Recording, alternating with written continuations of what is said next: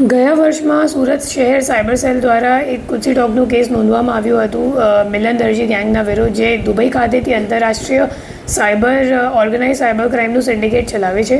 અને આ ગેંગમાં અગાઉ 17 આરોપીઓની ધરપકડ કરવામાં આવેલ હતી અને જે 2 આરોપી છેલ્લા 1.5 વર્ષથી નાસ્તા ફરતા હતા, એમની ધરપકડ હવે કરવામાં આવી ગઈ છે.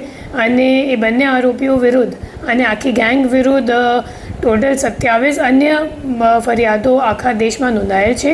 અને એના સિવાય આ લોકો પાસેથી જેટલા પણ બેંક એકાઉન્ટ અને કિટો મળ્યું છે, તો એના સામે 1800થી વધારે NCRB કમ્પ્લેન્ટ્સ પણ આખા દેશમાં નોંધવામાં આવી છે.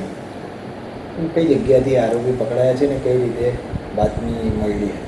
અમે લોકોને બાતમી મળી કે છેલ્લા 1 વર્ષથી એ લોકો સુરતમાં હતા અને અમે લોકો એમને શોધવાનો પ્રયાસ કરતા હતા. પછી ગઈકાલે ખબર પડી કે એ લોકોએ કંઈક ટેક્સટાઇલની ખાતામાં નોકરી લઈ લીધી છે અને વરાછા ખાતેથી એમની ધરપકડ કરવામાં બંનેની.